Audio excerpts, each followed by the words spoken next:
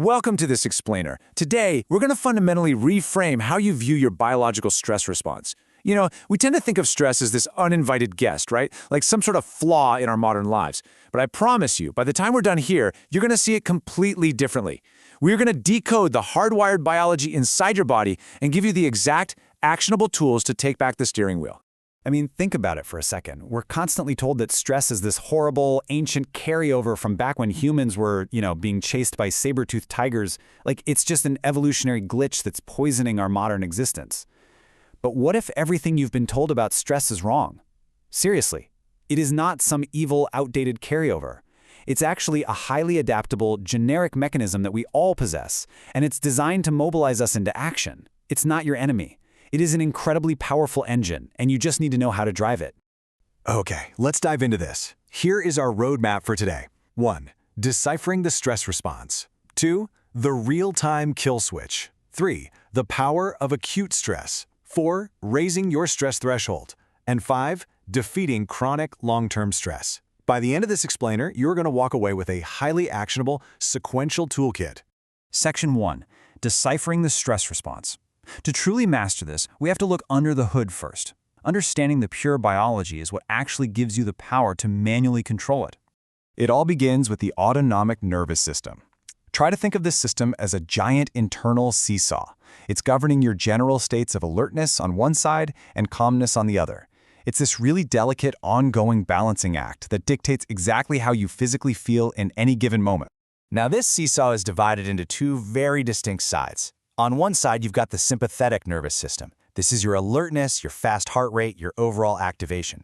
On the exact opposite side, you have the parasympathetic nervous system, which is entirely responsible for calmness and relaxation. And here's the kicker. When someone is stuck in a highly sympathetic, alert state, simply telling them to calm down is completely useless. It literally does not work. To calm the body, you have to deliberately activate that parasympathetic system. Which brings us to this defining quote. Stress is a generic system designed to mobilize other systems in the brain and body. You see, it isn't specifically designed just for fighting off predators. It generically pushes certain systems to activate, like, say, rushing blood to your leg muscles and widening your pupils, while completely shutting down biological luxuries, like digestion and salivation. It's essentially a two-pronged switch. It tells certain organs, yes, go right now, and tells others, no, definitely not right now. Section 2. The real-time kill switch. So what do you do when that biological switch is flipped and you really don't want it to be? You need real-time physiological levers that can completely bypass your spinning mind. Because here is the absolutely crucial point. You cannot control the mind with the mind. When you're highly activated, top-down cognitive tools, like just silently telling yourself to relax, they fail. You must use the body. And the single best lever you have at your disposal is a unique internal skeletal muscle called the diaphragm. It is intimately tied to your heart rate. When you inhale, your diaphragm moves down, your heart gets slightly larger, the blood actually moves slower, and your brain signals your heart to speed up. But when you exhale, the diaphragm moves up, the heart gets more compact, blood moves faster, and the brain signals the heart to slow down. So, knowing that biology, we can hack it using what's called the physiological sigh. Step 1. Take a double inhale, ideally right through the nose. That double breath is super critical because it literally pops open the millions of tiny collapsed sacs inside your lungs. Step 2. Follow it up with a long, extended exhale out through the mouth. That long exhale rapidly offloads the carbon dioxide that's making you feel so agitated, and it forces your heart rate to slow down. Just do this 1 to 3 times. And hey, don't panic if it isn't instant. It takes about 20 to 30 seconds for the heart rate to fully drop as that carbon dioxide is offloaded. Section 3. The power of acute stress. Now that you know how to turn stress off, we need to completely break the myth that all stress is inherently bad for you. It really all comes down to the time scale. Stress operates on 3 distinct time scales. Short-term or acute stress actually boosts your immune system and sharpens your mind. Medium-term stress, which lasts days or weeks, can actually be used to build your stress threshold.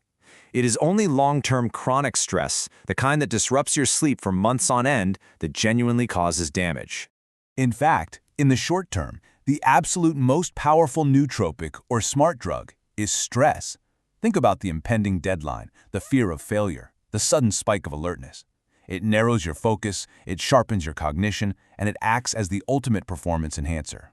Biologically, acute stress acts like a shield.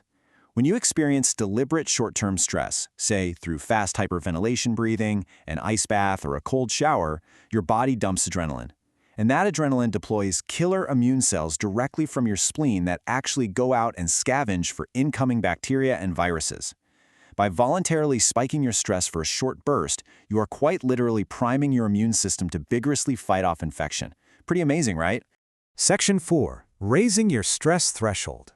Now, life isn't always just short bursts. Sometimes we face medium-term stress, and we have to train our mental capacity to comfortably handle a highly activated body. The most fascinating way to raise this threshold is actually through your eyes. When you're stressed, your sympathetic nervous system naturally forces your pupils to dilate, creating a very narrow tunnel vision. But you can manually override this. When your heart rate is through the roof, maybe you're doing an intense workout or just feeling incredibly overwhelmed, deliberately dilate your gaze. Switch from that narrow tunnel vision to a broad panoramic vision. Try to see your entire environment all at once.